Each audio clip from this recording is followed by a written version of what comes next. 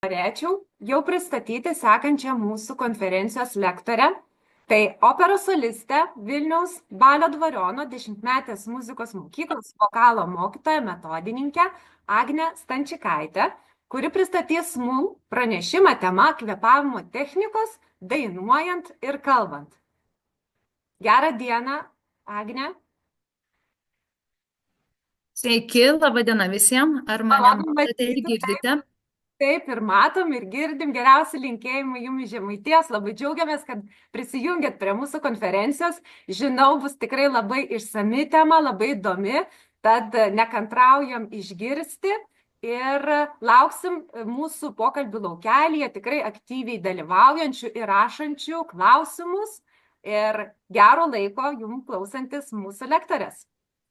Labą dieną visiems dar kartelį. Ir prieš pradedama pranešimą norėčiau labai padėkoti lektoriai Kotrynai. Tikrai buvo gera klausytis ir didžiuliai sentimentai sugrįžo, kadangi apie pažįstamą dirigentą, tai yra dirigentą Josef Valnink, buvo kalbama. Pačiai teko šitą asmenybę sutikti jam buvojant Klaipėdoje, kada vyko operos Don Juanas pastatymas. Tai ir šiandien lektorė Kotryna daug pavyzdžių būtent iš šitos operos pateikė ir Donos Anos būtent tą vaidmenį ir atlikau diriguojant gerbiamam dirigentui. O mano žinimis dirigentas net yra gavęs mūsų šalies apdovanojimų už indėlį prisidedant prie mūsų kultūros lobyno, prie mūsų lietuvaičių, prie mūsų operinės muzikos. Tai labai malonu ir tikrai su didžiausiais sentimentais klausiau Kotrynos pranešimo. O šiandien jums norėsiu pakalbėti apie kvėpavimą, pasidalinti įrankiais, kuriais pati praktikuojasi, kuriuos naudoju mokindama savo mokinius.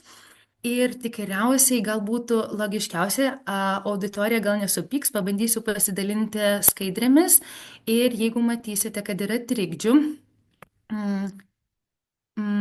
jeigu yra trikdžių, gal galėtumėt man pasakyti, kadangi matau techniniais dalykais dalinimasis vienas neleidžia skaidrių, tiesiog jūs nematote skaidrių pasikeitimo.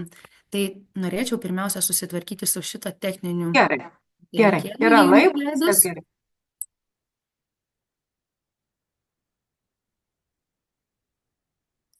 Taip, ar matote visą mano ekraną ir mano skaidres? Taip, viskas gerai. Matote jas visas pilnu dydžiu per visą O dabar ekraną taip. Dabar taip. ir jų eigą matote, ar ne? Labai viskas gerai. Aha. Puiku, labai džiaugiuosi, ačiū koordinatoriams. Tai prieš pradedama savo pranešimą, kuris, kaip ir minėjau, bus apie kvėpavimo technikos dainuojant ir kalbant, norėčiau prisistatyti. Prieš 10-metį Lietuvos muzikos ir teatro akademijoje baigiau dainavimo specialybės, muzikos bakalauro ir magistro studijas. 2014 metais įgijau pedagoginių studijų kvalifikaciją, o nuo 2016 metų dirbu Vilniaus Balio Dvariono 10-metėje muzikos mokykloje vokalo mokytoja. Esu mokytoja metodininkė. O būdama va būtent šiandien šičia Vilniaus Bronių Jonušo muzikos mokyklos senamiesčio filiale, iš čia jums vedu paskaitą, dirbu šitoje įstaigoje tiek su mokiniais, tiek su suaugusiais. Na, o privačioje pradinėje mokykloje Baltų šalis ir darželėje Baltų šalelė esu muzikos vadovė.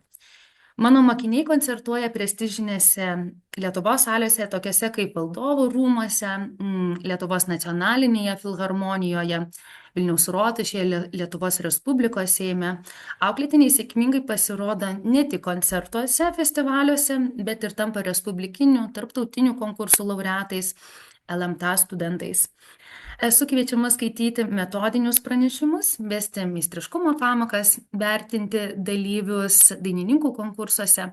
Kaip jau girdėjote, turiu patirties dirbant ir su ikimokyklinio amžiaus vaikais, lavinant jų muzikinius, kognityvinius bei motorinius gebėjimus. Norint įprasminti šią darbo patirtį, publikavau knygelę Dainelės mažiesiems. Esu parengusi kvalifikacijos tobulinimo programą vokalo mokytojams. prigimtinis balsas ir jo transformacijos bei chorinio dainavimo specialybės, solinio dainavimo dalyko ankstyvojo ir pradinio ugdymo programą, kuria sėkmingai naudojasi bei rekomenduoja kitų muzikos mokyklų vokalo pedagogai. Šalia pedagoginės užsiemu ir meninę veiklą, atlieku operinius vaidmenis Lietuvos nacionalinėme operos ir baleto teatre, Kauno bei Klaipėdos valstybiniuose muzikiniuose teatruose. Žinoma, domiuosi šiuolaikinę muziką, jos tendencijomis, dainuoju šiuolaikinės muzikos premjerose, su įvairiomis atlikėjų sudėtimis koncertuoju Lietuvoje ir užsienyje, rengiu solinės ir kamerinės programas, stengiuosi nuolat tobulinti vokalinės žinias, esu dalyvavusi tarptautiniuose meistriškumo kursuose, kurios vedė savo sričių profesionalai.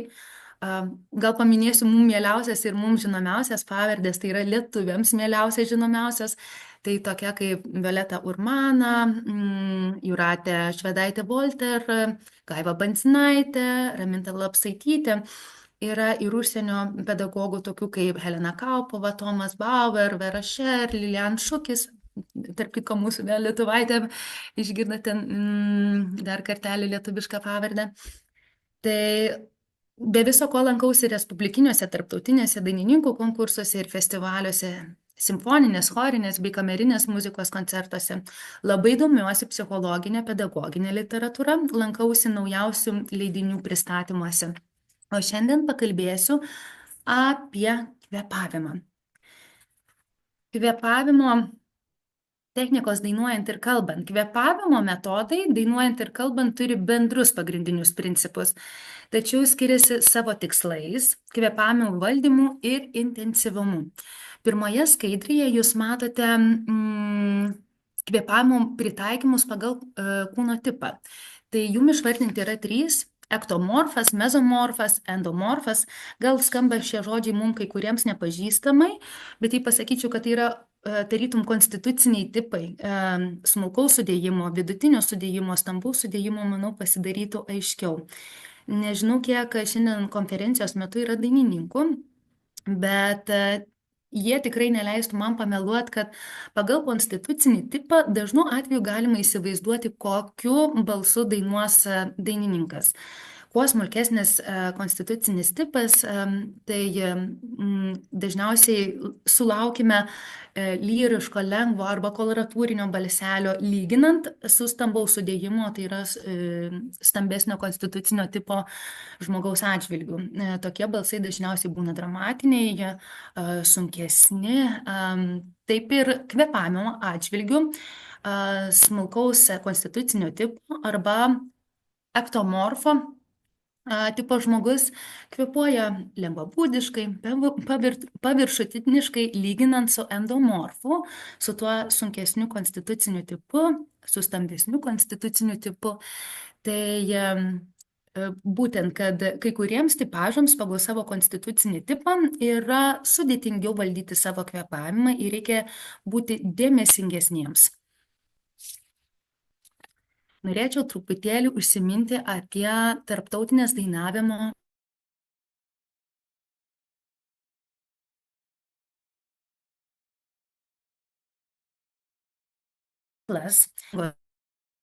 kultūros. Tai lentelėje jūs matote 4 pateiktas mokyklas, tai yra Italijos, Prancūzijos, Vokietijos ir Rusijos, aptariami jų skambesio savybės, kvėpavimo atrama, kalbos įtaka ir ta pati emocinė raiška. Man labai buvo įdomu ir pažymėjau mokyklų panašumus, jų išskyriau 3. Diafragmos atrama, kai tolygus kvėpavimas, siekiant užtikrinti frazės ir skambesio nuoseklumą, tai būtų pats pirmasis mano panašumas įvardinamas. Antras panašumas tai yra balsių pozicija, kai aiškus balso projekcijos rezonansas. Na ir trečias bendras mokyklų panašumas tai būtų išraiškingumas, kai kiekviena mokykla vertina ryšį su tekstu ir emocinį gylį. Mokyklų skirtumai būtų du - skambesys ir rezonansas bei kvėpavimo valdymas. Kalbant apie pirmąjį skambesys ir rezonansas, tai italai teikia pirmenybę ryškumui, prancūzai pabrėžia aiškumą, vokiečiai kultivuoja atremtą rezonansą, o rusai prioritetą teikia gelmei ir jausmingumui. Na ir antrasis skirtumas tai būtų kvėpavimo valdymas, kai italų vidutinio tankumo kvėpavimo aktyvumas yra prancūzų pakankamai efektyvus. Vokiečių dinamiškas, na, o rusų pastovus ir intensyvus. Kalbant apie kvėpavimo technikų, dainuojant ir kalbant panašumus bei skirtumus, panašumus išskyriau 4 - diafragminį kvėpavimą, kontroliuojamą iškvėpimą, laikyseną ir atsipalaidavimą bei emocinį ryšį. Na, o ties skirtumais norėčiau truputėlį stabtelti labiau ir dėmesingiau į juos pažiūrėti, dėmesingiau juos aptarti. Skirtumus išskyriau netgi 5. Tai dainuojant, pirmasis skirtumas yra bendra jų potekstė kvėpavimo tūris ir dainuojant didesnis kvėpavimo pajėgumas, leidžiantis išlaikyti ilgas natas. O kalbant, jis yra lengvesnis, dažnesnis, kvėpavimas pritaikantis prie natūralių pauzių. Antrasis skirtumas būtų kvėpavimo kontrolė. Tai dainuojant kvėpavimo kontrolė asocijuojasi su intensyviu valdymu, siekiant ilgų frazių ir tolygaus oro srauto. Na, o kalbant, lankstus valdymas su trumpesnėmis pauzėmis. Kalbant apie trečiąjį skirtumą - atramos intensyvumą, dainuojant reikalinga stipri diafragmos atrama, ypač siekiant produktyvaus skambėjimo. Kalbant, lengvesnė atrama, kuri intensyvėja nebent profesionalaus viešojo kalbėjimo situacijose. Ketvirtasis skirtumas tai yra skambesys ir garso lapumas. Dainuojant kvėpavimas valdomas tam, kad garsas būtų pilnas, rezonuojantis. Na, o kalbant, kalbėjimas, skambėjimas,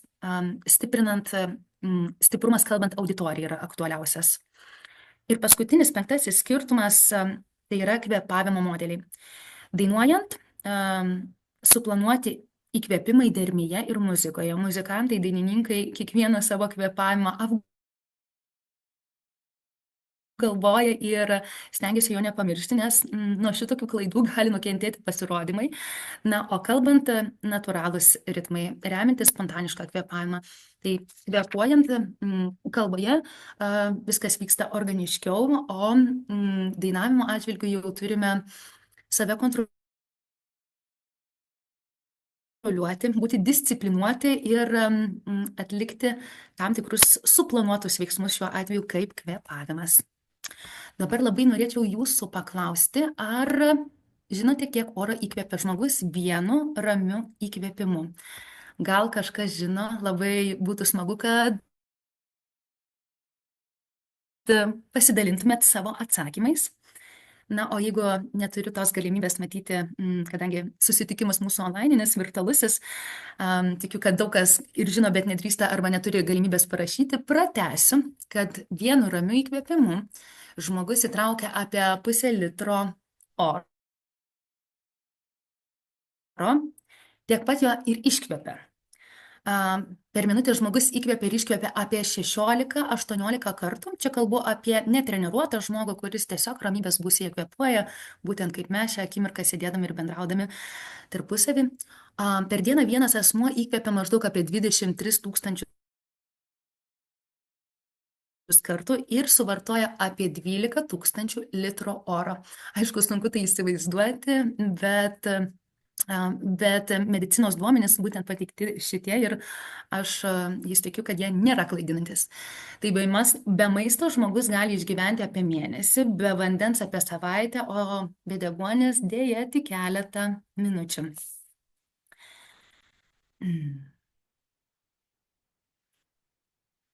Nors iš pirmo žvilgsnio kvėpavimas yra savaiminis ir nesąmoningas procesas, o mokytis įkvėpti ir iškvėpti atrodytų nereikia, vis dėlto kiekviena veikla reikalauja vis skirtingo įkvėpimo. Vienaip kvėpuojame poilsiaudami, kitaip patirdami fizinį krūvį, suprantama ir dainavimas reikalauja savo kvėpavimą. Skaidrėje matote pagrindinius keturis kvėpavimo būdus, tai yra raktikaulinis, tarpšonkaulinis, diafragminis ir mišrus. Pirmieji du raktikaulinis, tarpšonkaulinis nedažnai naudojamas dainininkams, kadangi jie negali pasiūlyti to maksimalaus savo kvėpavimo panaudojimo.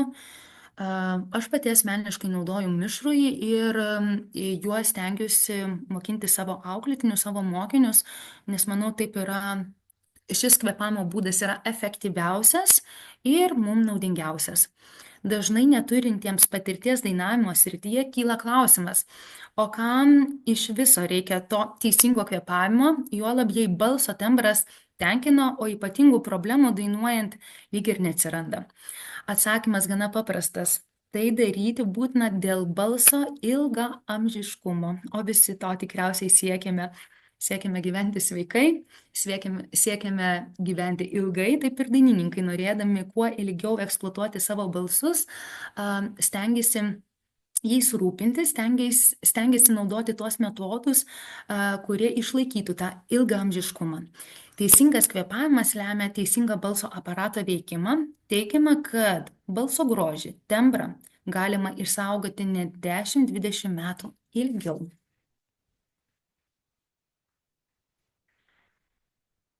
Dažniausiai pasitaikantis kvėpavimo trūkumai yra šie: trumpas kvėpavimas, pečių kilnojimas, per greitas krūtinės ląstos nusileidimas. Iškvepiant dažniausiai taip atsitinka. Nesugebėjimas sulaikyti oro prieš garso pradžią, per silpnas raumenų fiksavimas, per stiprus iškvėpimas. Vis dėlto dėl viso šito kenčia garso kokybė, kad reikėtų lavinti, dėl viso šito kenčia garso kokybė, tad reikėtų lavinti ne atskirus kvėpavimo įgūdžius, o visą jų kompleksą. Taupiam oro iškvėpimui ir taisyklingai kvėpavimui lavinti galima skirti pratimų su dainavimu, bet žinoma, galima daryti tai be jo.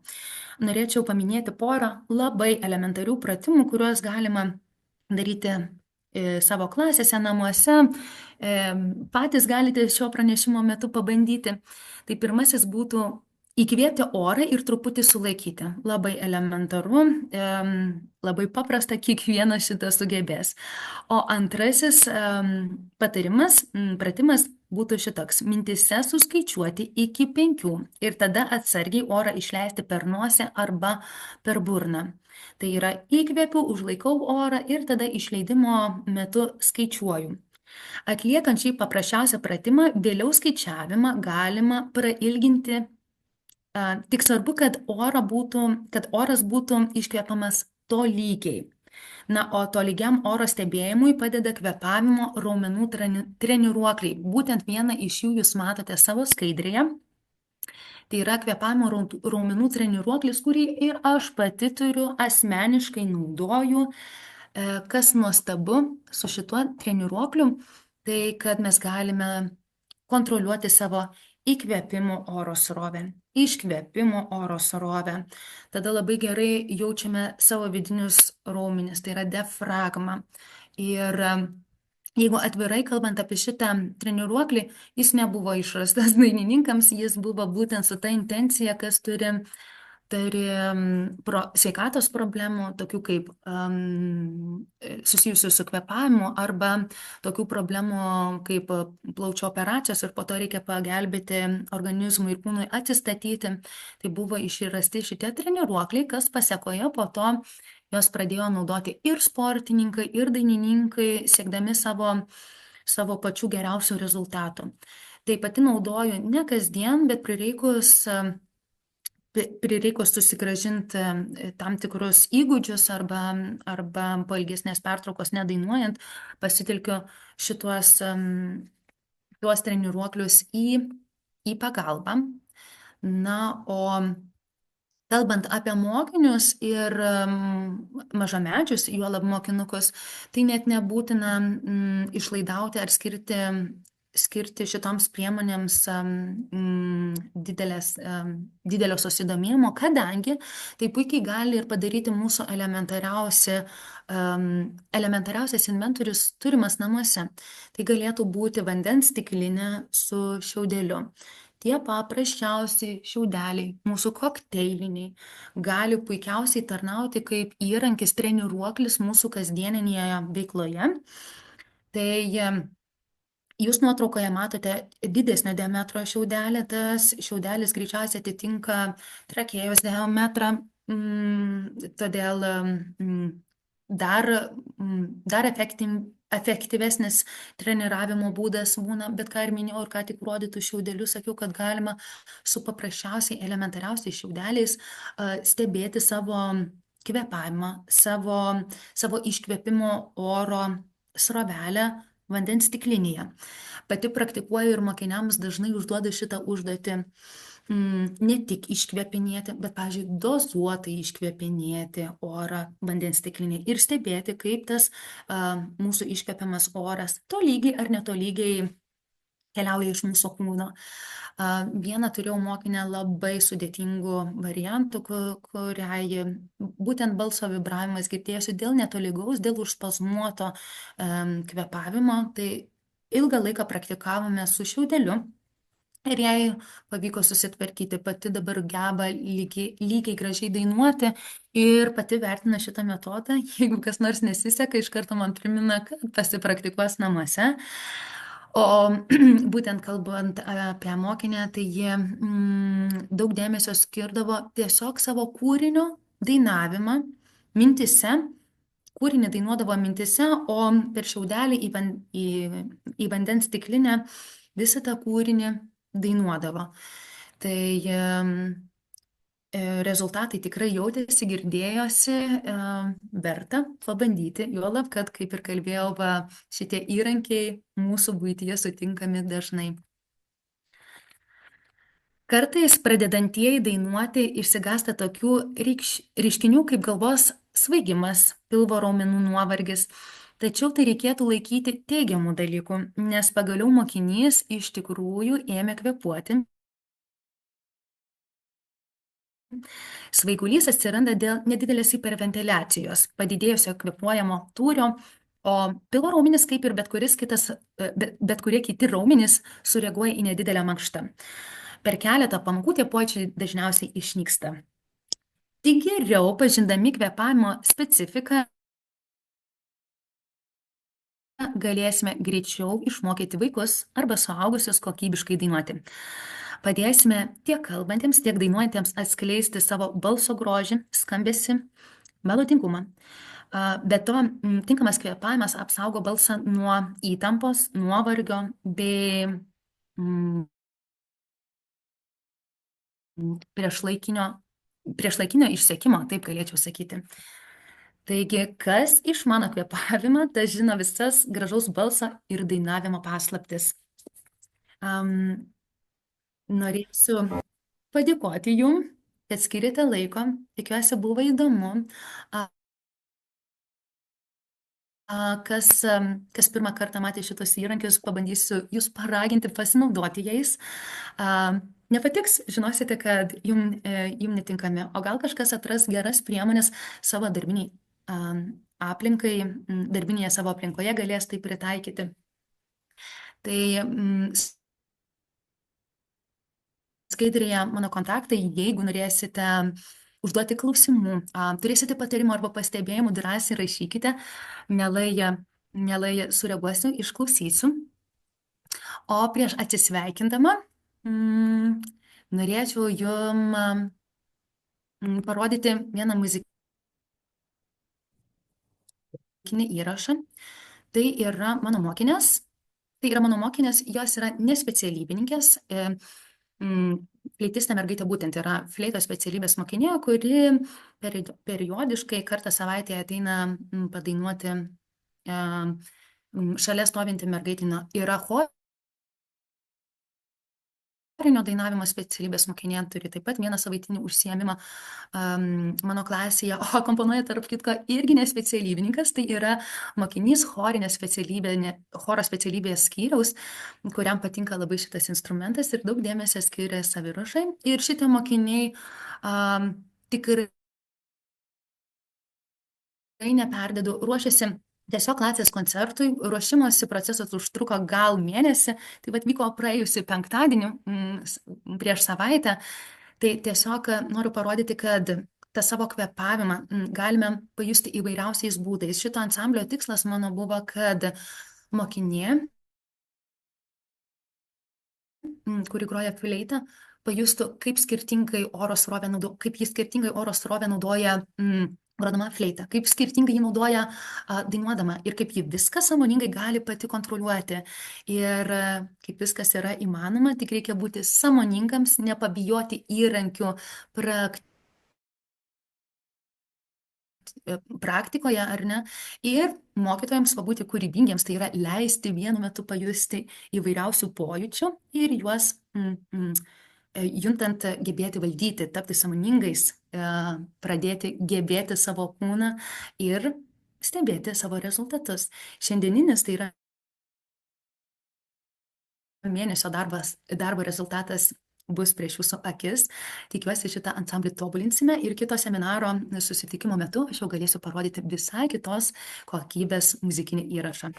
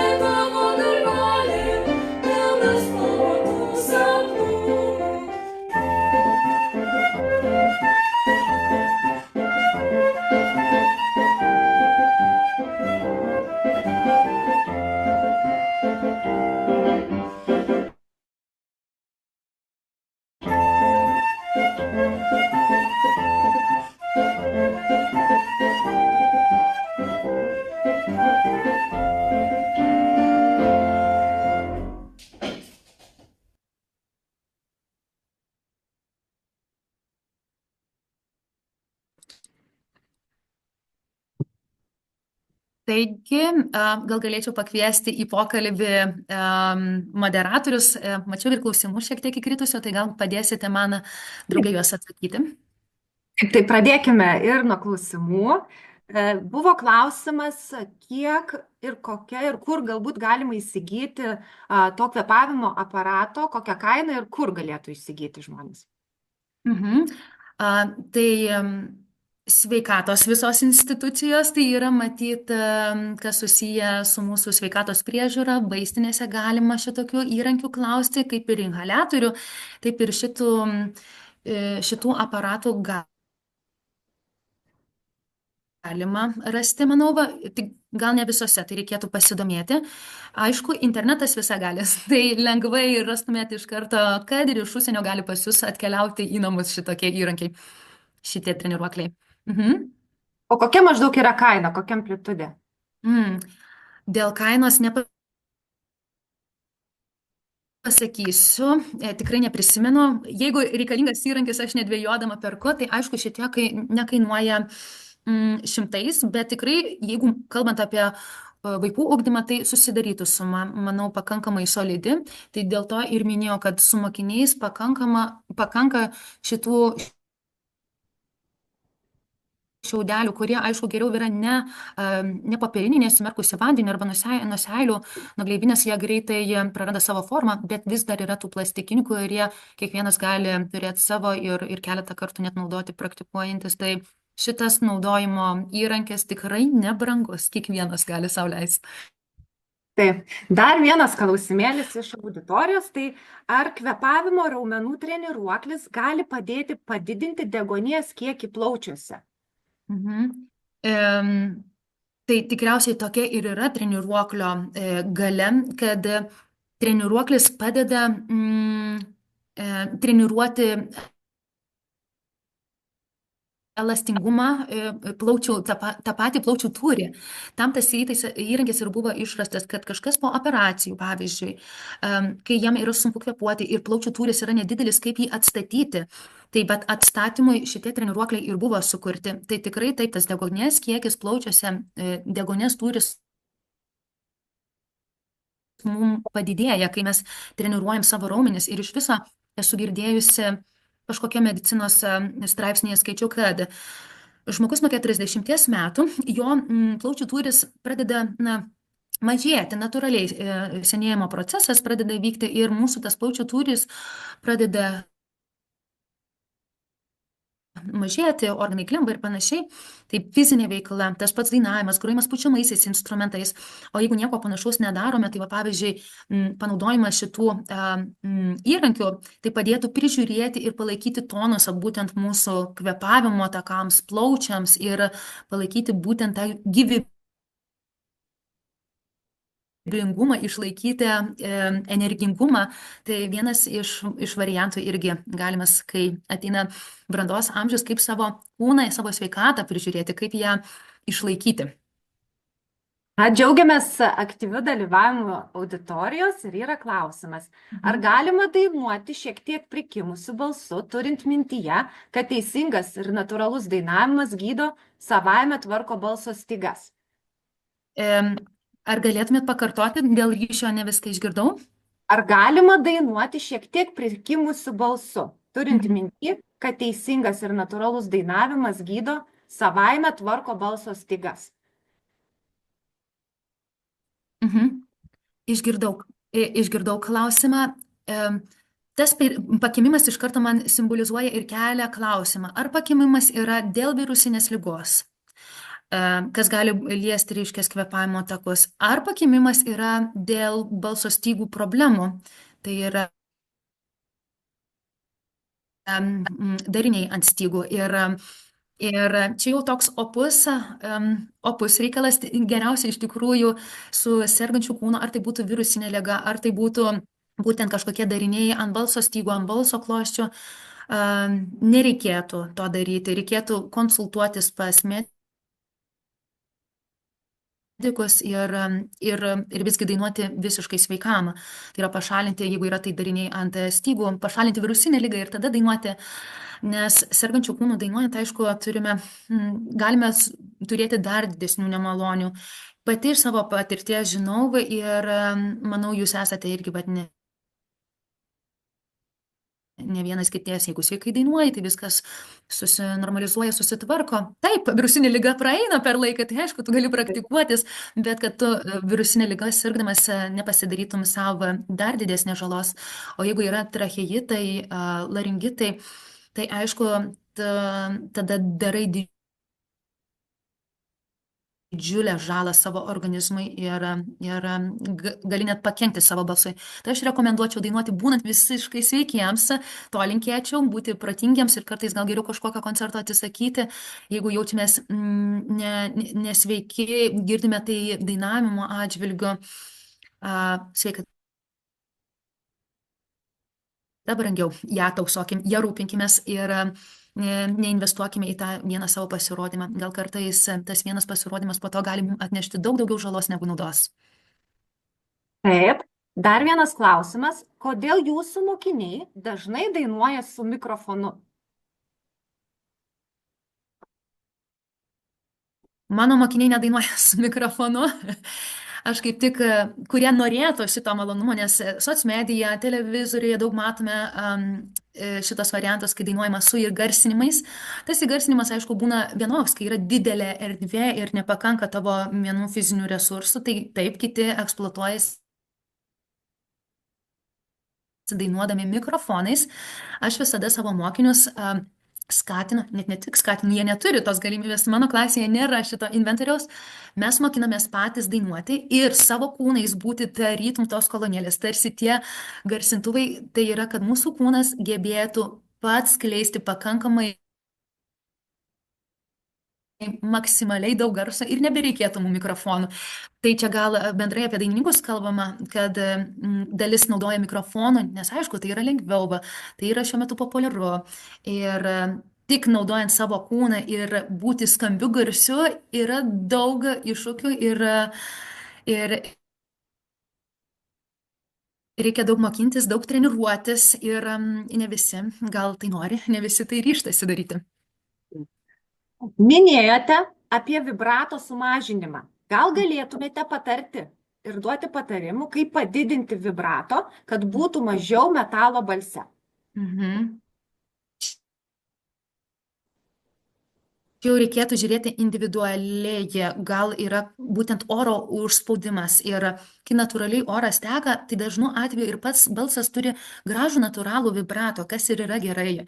Kai kvėpavimas yra užspaustas, dažnai būna ir tas balsas tada arba netolygus, šio mano atveju kalbėtų, tai kai minėjau, kad labai vibravo balsas, tai todėl, kad būdavo oras pasyviai leidžiamas, netikslingai, nekryptingai. Tai jūsų atveju gal yra užveržtas kvėpavimas, įveržtas ir dėl šito būtent balsas suplokštėja, bet kaip jūs sakėt, metalo daug jame yra ir nebeturi to tokio aptakumo gražumo. Tai siūlyčiau pasikonsultuoti gal pas kitus irgi pedagogas ir atkreipti dėmesį būtent į kvėpavimą. Gal pabandykite kažkokiais skirtingais metodais, skirtingais kvėpavimo panaudoti savo kvėpavimą skirtingais būdais, tai gal pajusite ir išgirsite vaiko balse tada kitokį skambesį. Taip, klausia jūsų asmeninės patirties, kokiais metodais jūs pati gydote savo sergantį balsą? Aišku, tylėjimo režimas padeda. Dar žiūrint, aišku, kokia jūs kamuoja problema. Jei virusinės, tai tiesiog reikia išgyventi ir išgydyti virusinę ligą, o tai yra daroma arbatomis, medikamentais, ką užsiminiau, tai yra tylėjimo režimu, tiek kalbėjimas, tiek dainavimas, tiek bendravimas, mes kartais net nepajaučiam bendraudami su kolegomis, mes naudojame tą savo balsą ir jis irgi pavargsta. Tai kartais reikėtų irgi į dienos režimą, jeigu aktyviai naudojate savo balsą kalbėjimui, dainavimui, reikėtų į dienos ritmą irgi įsidėti tokį laiko tarpą, balso tyla, balso, ką žinau, reikėtų gal pasakyti tiesiog taupimo režimas, tai yra, kai nekomunikuoju, nepraktikuoju, o tiesiog tyliu ir leidžiu savo balsui nusiraminti, pailsėti. Kaip ir fizinis kūnas, kuris sporto salėje sportuoja, turi po to ką? Atsipalaidavimo, nusiraminimo fazę. Taip reikėtų nepamiršti, kad ir balsas, jeigu juo daug eksploatuojama, reikėtų nepamiršti, kad jam reikia leisti pailsėti. Ir aišku, jeigu reikia palaikyti tą, reiškias, gerą vokalinę formą, gal ne visus pratimus reikėtų daryti balsu. Vat jums būtent savo pranešimo metu ir minėjau, kad labai sveika yra kai kuriuos pratimus daryti tik pasitelkus kvėpavimą, tik pasitelkus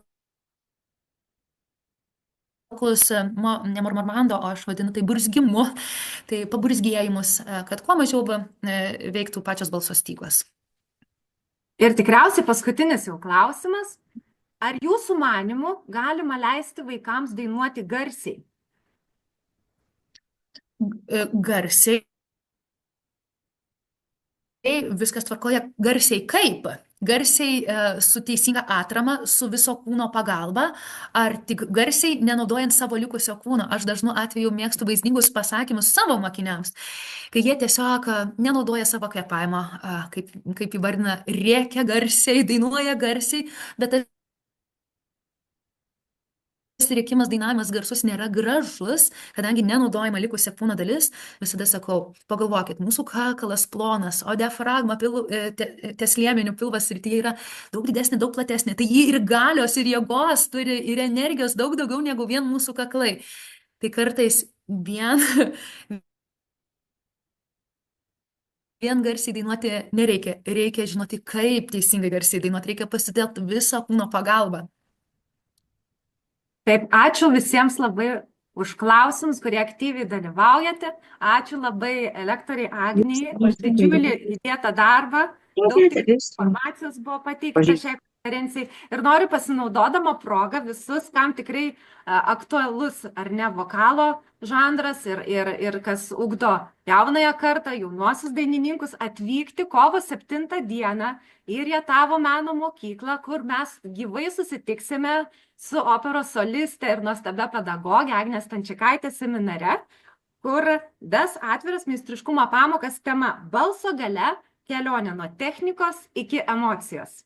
Ačiū Agnei šiandien už tikrai gerą laiką, ačiū auditorijai už naudingus klausimus ir keliaujame toliau. Ačiū jums visiems sėkmės ir gražios likusios dienos. Ačiū labai, Agne, o aš perimu žodį iš kolegių ir tęsime mūsų bendravimą. Taigi, kitas mūsų pranešimas yra muzikos poveikis. Šį pranešimą mums parengė Birutė Sevičiūtė, kuri šiuo metu yra Lietuvos muzikos ir teatro akademijos koncertmeisterė, Vilniaus Balio Dvariono 10-metės muzikos mokyklos mokytoja, pianistė, pati vėlgi daug koncertuojanti, ypatingai bendraujanti su įvairiais atlikėjais kameriniuose ansambliuose. Taigi, pranešimas, o jūs, kaip ir anksčiau, ruoškite klausimus lektoriai, kurie jums į juos atsakys. Skaitysiu pranešimą apie muzikos poveikį. Gydymas muzika buvo praktikuojamas senovės Egipte, Tibete, Indijoje, Kinijoje, antikos Graikijoje ir senovės Romoje dar prieš 1000 metų. Pitagoras kūrė specialius muzikos kūrinius gydančius sielos ir kūno ligas. Eskulapas radikulitą gydė garsia trimito muzika. Hipokratas grodavo savo pacientams. Senovės Tibeto išminčiai onkologiniams ligoniams skiria sidabrinių varpelių garsų klausymą. Dar 1940 metais JAV kariuomenė įtraukė muziką į savo programas, skirtas padėti atgauti jėgas armijos personalui per Antrąjį pasaulinį karą. Muzikos terapija iki šiol intensyviai taikoma JAV karininkams, gydant potrauminį šoką. Apie tai plačiau aptarsime šiame pranešime. Muzika kaip gydymo priemonė sėkmingai taikoma ir šiuolaikinėje medicinoje. Štai ligos ir būsenos, kurių gydymui muzika gali padėti.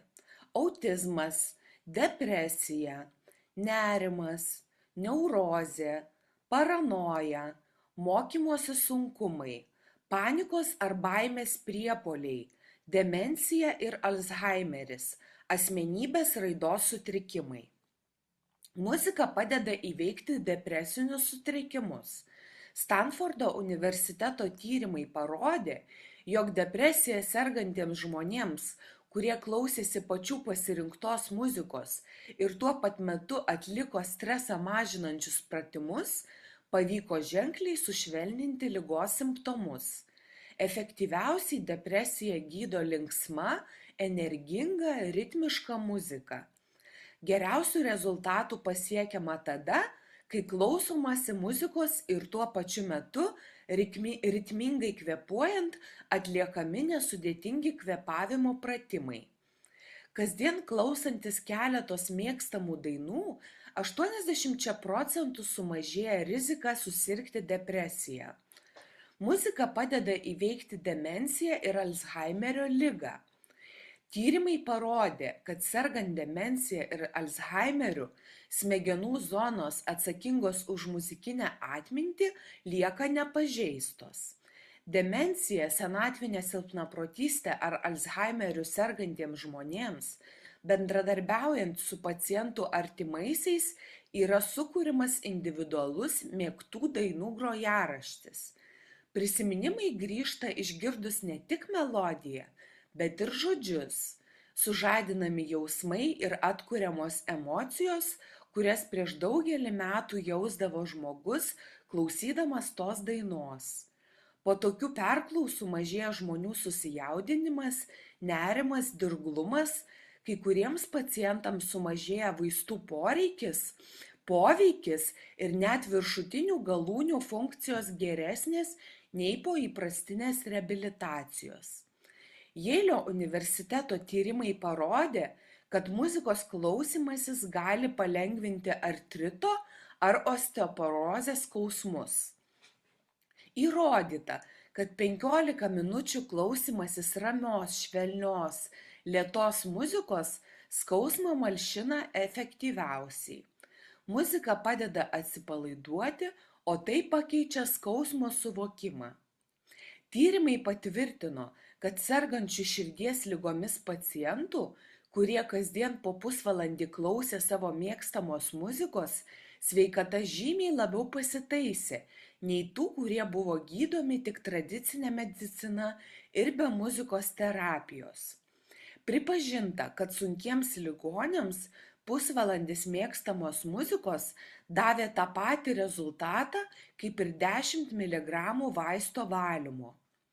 Neuromokslininkai įrodė, kad žmonės po insulto praradę gebėjimą kalbėti gali išmokti pasakyti 100 frazių prieš tai jas padainuodami. Muzikavimas palengvina pacientų atsigaunančių po insulto ir po kitų smegenų pažeidimų reabilitaciją. Ilgas muzikinis treniravimasis perorganizuoja smegenis taip, kad nesužeistos sritys atliktų pažeistų sričių darbą. Mokslininkai neuropsichologai tvirtina, kad net ir sveiki žmonės turėtų kasdien bent pusvalandį klausytis mėgstamos muzikos. Taip jie ne tik pagerins savo nuotaiką, bet ir stiprins fizinę sveikatą. Įvairūs muzikos instrumentai turi skirtingą poveikį. Štai violončelė gydo širdį, fortepijonas ramina, mažina nerimą. Ksilofonas stiprina kepenų ir tulžies funkcijas. Smuikas ramina, gerina žarnyno veiklą, ypač vidurdienį. Gitara gerina širdies veiklą, labiausiai nuo 11 iki 23 valandos. Arfa tinka sergant plaučių ligomis, geriausiai vėlų vakarą. Klavišiniai gydo skrandžio ligas taip pat iš ryto. Saksofono muzika gerina inkstų veiklą, ypač nuo 17 iki 19 valandos. Obojus palengvina tulžies pūslės ligas nuo 23 iki 1 valandos. Fleita atpalaiduoja, palengvina būklę sergant kepenų ligomis, geriausiai vėlų vakarą naktį. Būgnai palankiai veikia stuburą, ypač nuo 15 iki 17 valandos. Rekomenduojamų gydančių kūrinių sąrašas. Miegą normalizuoja Edvardo Grygo siuita Peras Giuntas, Johano Sebastiano Bacho itališkasis koncertas itin tinka nėščiosioms. Nuo stiprių galvos skausmų padeda Felikso Mendelsono Pavasario daina, Antonino Dvoržako Humoreskos, Džordžo Heršmino Amerikietis Paryžiuje, Mykolo Kleopo Oginskio Polonezas. Nuo hipertonijos padeda Johano Sebastiano Bacho koncertas smuikui A-mol. Nuo kraujo spaudimo ir širdies veiklos normalizavimui padeda Felikso Mendelsono vestuvių maršas. Moterims, kurias kamuoja galvos skausmai ir migrena, patariama klausytis Ferenco Listo Vengriškosios rapsodijos numeris 2. Wolfgango Amadėjaus Mocarto muzikos galia visuomenės dėmesį patraukė 1993 metais, kuomet grupė Kalifornijos universiteto mokslininkų pradėjo stebėti, kaip studentus ir vaikus veikia Mocarto muzika. Tyrimo metu 36 psichologijos katedros studentai 10 minučių klausėsi Mocarto sonatos 2 fortepijonams D-dur K448, erdvinio intelekto testą atliko 8–9 taškais geriau nei kontrolinės grupės nariai. Nors poveikis tetruko 10–15 minučių, tyrėjai padarė išvadą, kad erdvinio mąstymo ir muzikos ryšys yra toks stiprus, kad atsiradusi skirtumą lėmė vien muzikos klausymasis. Prancūzų aktorius Geraras Depardieu, būdamas jaunas, mikčiojo. Teigiama, kad šią problemą jam pavyko įveikti muzikos terapijos dėka. Būsimasis aktorius Mocarto muzikos klausydavosi kasdien po porą valandų. Geraras Depardieu už savo sutvarkytą kalbą, o tai reiškia ir karjerą, turi dėkoti genialiajam austrų klasikui. Nuskambėjo daugybė istorijų apie Mocarto muzikos poveikį kūrybingumui, mokymuisi, sveikatai ir gydymui. 2011 metais Taivane 58 vaikams sergantiems epilepsija buvo skirtas gydymas Mocarto muzika. Kasdien šie turėjo klausytis Mocarto sonatos K448 po 8 minutes. Atliekant šiems vaikams elektroencefalogramas, po mėnesio, 3 ir 6 mėnesių tyrėjai nustebo. 47 vaikams buvo nustatytas ženklus sveikatos pagerėjimas. Japonijoje epileptikams duodama klausyti Mocarto muzikos. Teigiama, kad dėl to mažėja elektrinė smegenų veikla siejama su priepuoliais. Tokiu poveikiu kitokia muzika nepasižyminti. Kanadoje Edmonto miesto skveruose skamba pėsčiuosius raminantis Mocarto styginių kvartetai. Teigiama, kad sumažėjo prekyba narkotikais. Ohatos, Šiaurės Japonija, miesto vyninė teigia, kad Mocartas pagamina geresnės akės. Skambant šio kompozitoriaus muzikai, tradiciniam japoniškam ryžių vynui naudojamų mielių tirštumas, kokybės matas padidėja 10-daliu. Anglų kalbos kursų metu Vašingtono valstijos imigracijos departamento valdininkai atvykėliams iš Azijos šalių leidžia Mocarto ir baroko epochos muziką. Ataskaitose jie pažymi, kad muzika spartina mokymąsi. Dėl dopamino išsiskyrimo smegenyse gilėja atmintis. Dopaminas sąlygoja pakilią nuotaiką ir geresnę savijautą. Aktyvuojama erdvinio suvokimo sritis. Muzika stiprina fizinės kūno galias, dėmesingumą ir ištvermę. kūnas, visų pirma oda, ima reaguoti į muzikos vibracijas. Įrodyta, kad klausantis muzikos ar grojant dirba abu smegenų pusrutuliai. Apdorojama informacija aktyvuoja kairįjį, o skambantis muzikos garsai aktyvuoja dešinį smegenų pusrutulius. Tyrimai parodė, kad smegenų bangos rezonuoja sinchroniškai su muzikos ritmu, todėl aktyvesnis ritmas atneša geresnę koncentraciją ir greitesnį mąstymą. Tuo tarpu lėtesnis ritmas sukelia ramesnę meditacinę būseną. Didžioji smegenų jungtis jungia abu smegenų pusrutulius. Motorinė žievė dalyvauja judėjime šokant ar grojant. Prefrontalinė žievė kontroliuoja elgseną, ekspresiją ir sprendimų priėmimą. Sutelkiantis branduolys ir migdolinis kūnas dalyvauja emocinėse reakcijose, kurias sukelia muzika. Sensorinė žievė kontroliuoja jutiminį grįžtamąjį ryšį šokant ar grojant. Klausos žievė išgirsta, analizuoja ir suvokia garsus. Hipokampas dalyvauja muzikos perkelime į atmintį, patirčių ir kontekstų įsiminime. Vizualinė žievė dalyvauja muzikos rašto skaityme ar savo šokio judesių stebėjime. Smegenėlės dalyvauja šokio ar grojimo judesiuose, kuriais perteikiamos emocijos. Kaip veikia muzika smegenis? Taigi muzika mažina stresą ir nerimą, didina verbalinę atmintį, gerina koncentraciją, gamina oksitociną, euforijos būseną, didina neuroplastiškumą, gilina atmintį, lėtina smegenų senėjimą, gamina endorfinus, palaiko proto šviesumą, gamina dopaminą, laimės hormoną, gerina miego kokybę.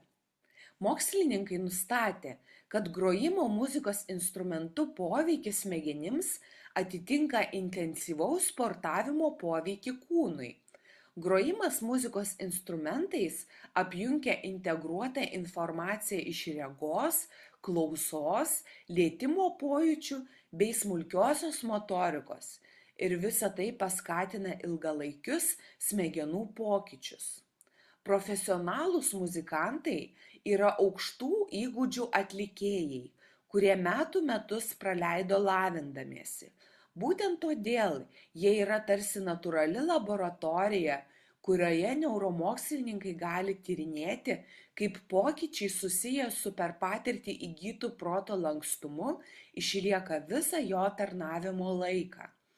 Muzikantų corpus callosum tai yra didžiulis nervų skaidulų pluoštas, jungiantis abu smegenų pusrutulius, yra 15% storesnis nei nemuzikantų. Taip pat pastarųjų didesnės smegenėlės, atsakingos už motorikos įgūdžius. Muzikantų klausos žievėje net 130% daugiau pilkosios medžiagos. Mokslininkai atlikdami MRI nuotraukas mato pilkosios medžiagos padidėjimus muzikantų galvos smegenų žievėje, klausos, motorinių funkcijų ir erdvinio mąstymo plotuose. Anot neuropsichologo Oliver Sacks, anaptomams būtų sunku identifikuoti, kurios smegenys priklauso dailininkui, šokėjui, rašytojui ar matematikui, bet jie lengvai atpažįsta profesionalaus muzikanto smegenis. Muzika ir smegenis kuria tokį ypatingą ryšį, kuris stebina net pačius mokslininkus. Muzikantų ilgalaikė atmintis gerokai gilesnė nei nemuzikantų. Muzikantų smegenys operatyviau persijunginėja iš vienos protinės užduoties į kitą. Jie sėkmingiau mokosi užsienio kalbos ir geba greičiau persijunginėti iš vienos kalbos į kitą. Muzikantai geriau supranta neverbalinę komunikaciją ir kūno kalbą. Muzikantai vikresni, jų koordinacija geresnė nei nemuzikantų. Muzikantai dėmesingesni detalėms. Taip pat jie subtiliau suvokia kognityvinius ir emocijos naujos informacijos aspektus. Muzikantų geresni planavimo ir strategavimo įgūdžiai. Taip pat jie mąsto kitaip, nes protinėje veikloje dalyvauja jų abu smegenų pusrutuliai. Jie dažnai lengviau ir greičiau randa sprendimus sudėtingose situacijose.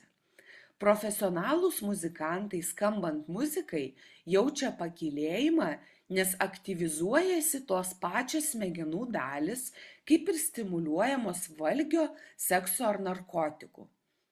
Naujausi tyrimai atskleidė, kad esama ženklių džiazo ir klasikinių muzikantų skirtumų, kurie prasideda neurologinėme lygmenyje. Paaiškėjo, kad net ir grojant tą patį kūrinį, džiazo ir klasikinės muzikos atlikėjų smegenyse vyksta skirtingi procesai. Skirtumus lemia tai, kokios jungtys bėgant laikui formuojasi smegenyse, gilinantis į vieno ar kito stiliaus muziką. Skirtingos atlikimo schemos įsitvirtina smegenyse, todėl ir pakeisti stilių tampa gana sudėtinga. Klasikinės muzikos pianistų smegenų tyrimas atskleidė, kad jos geriau kontroliuoja pirštų judesius. Džiazo muzikantų smegenys lengviau prisitaiko prie pokyčių ir netikėtų posūkių. Džiazo improvizacija padeda ugdyti kūrybiškumą, tačiau klasikinis muzikavimas padeda smegenims sparčiau apdoroti informaciją. Taip yra todėl, kad klasikinės muzikos pianistai koncentruojasi į kaip, o džiazo į ką. Muzika vaiko smegenyse stimuliuoja smegenų sritis, kurios stiprina savivertę, mažina nerimą ir fizinį skausmą. Padeda sutelkti dėmesį, gilina atmintį ir stiprina suvokimo gebą. Gerina skaitymo gebėjimus, stiprina kūrybines galias, stimuliuoja bendradarbiavimą ir komandiškumą, mažina agresyvumą, stiprina idėjų raišką, kritinį mąstymą ir gerina problemų sprendimą. Įrodyta, kad muzikavimas gali pagerinti kalbos raidą ir disleksiškų vaikų mokymąsi bei padėti jiems įveikti kitus kalbos sutrikimus. Neuromokslininkai įrodė, kad genialus vaikas tai 50% genetika, paveldimumas, 25% palankios aplinkybės ir 25% kokybiškas ugdymas. Kokybiškas ugdymas – tai vaiko prigimtinės galias skatinantis lavinimas, 2 kalbų mokymasis ir mokymasis groti muzikos instrumentu. Mokslininkai įrodė, kad kuo anksčiau žmogus pradėjo muzikuoti, tuo bus didesnė dešiniojo pusrutulio reaguojančios srities apimtis. Todėl 4–5 metų vaikai, užsiimantys muziką, į muzikos skambesį reaguoja daug gyviau negu 8-mečiai, neturintys nieko bendra su muzika. Įrodyta, kad muzikuojant vaikų kognityviniai gebėjimai vystosi 2 kartus sparčiau ir yra gilesni nei užsiėmimai sportu, teatru ar šokiu. Kaip mokyti muzikos Z ar A kartos vaiką, jeigu jis labiausiai domisi išmaniosiomis technologijomis, o ne menais? Yra nekantrus, rezultatą pasiekti nori greitai ir lengvai, be didesnių pastangų, nemėgsta rutinos, nori visada turėti teisę rinktis ir nemėgsta apribojimų, nori, kad viskas, ko imasi, būtų įdomu, nepakenčia griežtų taisyklių, įsakmaus tono ir nurodymų, nuolat susiduria su koncentracijos ir dėmesio stoka, yra judrus, viską daro greičiau, bet ir greičiau pavargsta. Turi aukštus kriterijus suaugusiojo autoritetui, vis labiau tampa šeimos centru, priimančių jį liečiančius sprendimus. Taigi, kaip mokyti tokį vaiką? Nestatyti vežimo prieš arklį, nepuoselėti vilčių, kad fortepijonas, fleitas, smuikas ar kitas instrumentas prioritetų eilėje bus aukščiau už kompiuterį ar išmanųjį telefoną. Nepamiršti, kad mokytojo statusas, amžius ir patirtis nėra lygus jo autoritetui vaiko akyse. Puoselėti pagarbę ir lygiavertę partnerystę, bendrauti su vaiku jo akių lygyje. Nesikoncentruoti į aukštus standartus. Nesitikėti, kad muzikavimui bus skiriama pakankamai laiko. Reaguoti į vaiko įsitraukimo kaitą, rasti motyvatorių ir keisti veiklos pobūdį.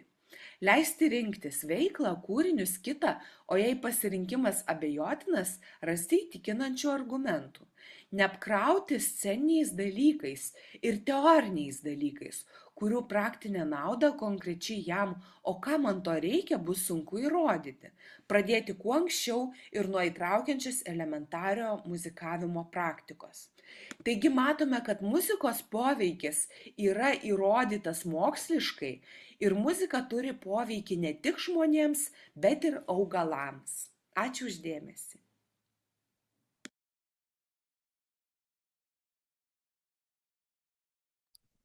Taip, išklausėme Birutės pranešimą ir Birutė, sakyk, esi. Taip, esi. Taip, esu. Sveiki visi, labai malonu matyti.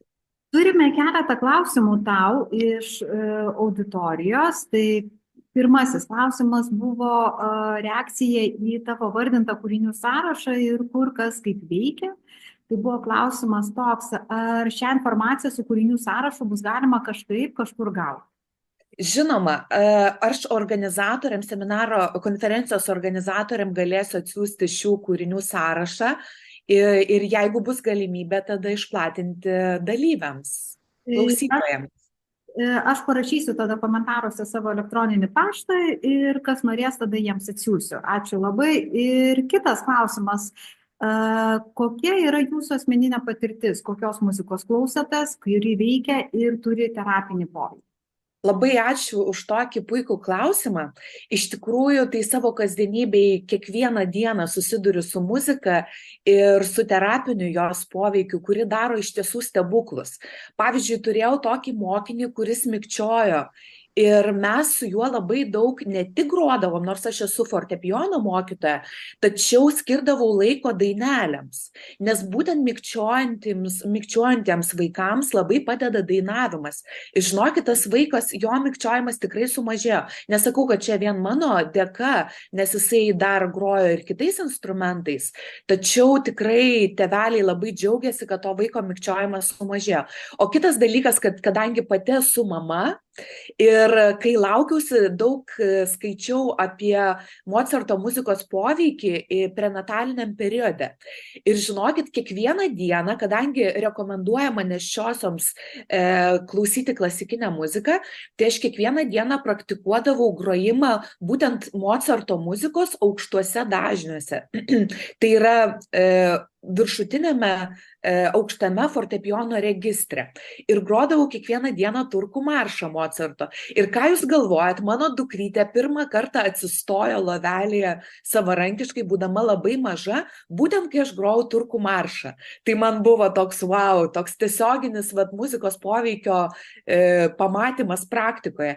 Ir tarkime, garsioji mūsų nuostabioji dainininkė Asmik Grigorian, kuomet buvo mamos pilvelėje, profesorė Irena Milkevičiūtė tuo metu ruošė Madame Butterfly partiją. Ir iš tikrųjų Asmik yra vienam interviu pasakiusi, kad aš tą partiją tiesiog dar iki mokymosi žinojau tarsi atmintinai. Ta prasme, ta muzika, kurią mama klausosi, laukdamasi vaiko, tai tiesiog perduodama vaikui visokeriopai.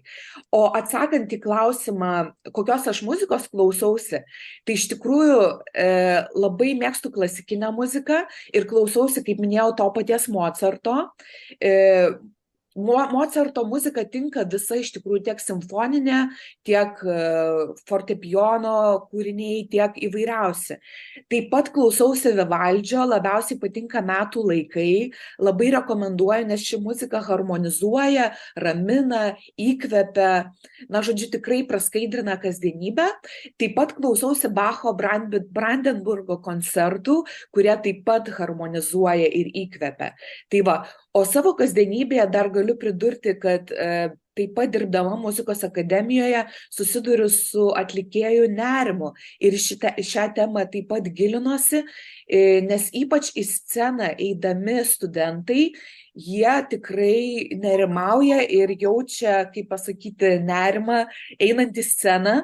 Tai iš tikrųjų naudoju tokius kvėpavimo pratimus, kurie padeda sureguliuoti tą sceninį nerimą, taip pat įvairias meditacijas ir savireguliacijos pratimus. Tai vat, jeigu mes dar turim šiek tiek laiko, Akimirka, taip. tai galiu pačią paprasčiausią meditaciją parodyti praktiškai, kurią galima naudoti savo pedagoginiam darbe. Tai tarkim yra upelio meditacija. Tai galima pasakyti vaikui ar studentui, kad užmerktų akis ir įsivaizduotų, kad lapelis nukrenta į upę. Tai į tą lapelį įdėti savo mintis, kurios, aišku, kai mes labai daug sukasi minčių ir meditacija yra minčių bangų nuraminimas. Taigi ta mintis ateina ir kaip lapelis nusėda į upę ir nuplaukia. Ir vėl kitas lapelis, kita mintis, jisai nukrenta į upę ir nuteka. Tai vat tokios paprastutės meditacijos, kurios tinka visiems, ir suaugusiam, ir vaikam, galite naudoti savo pedagoginėme darbe. O muzika tikrai kuria stebuklus ir kuo daugiau klausykite klasikinės muzikos ir linkiu visiems iš tikrųjų mėgautis muziką, džiaugtis ją ir papildyti savo kasdienybėje. Ačiū labai, Birutė, iš tikrųjų labai gražiai čia susisiejo ir mūsų pirmasis pranešimas apie Mocartą, apie jo atlikimo interpretacijas ir tavo pranešimas apie gydomąją galią. Tai labai labai dėkoju, tikiuosi dar susitiksime, pasimatysime ir kitose renginiuose. O šiuo metu klausytojams linkiu trumpos malonios pertraukėlės ir primenu, susitinkame 1 valandą. Gražios dienos visiems. Ačiū. Iki. Iki.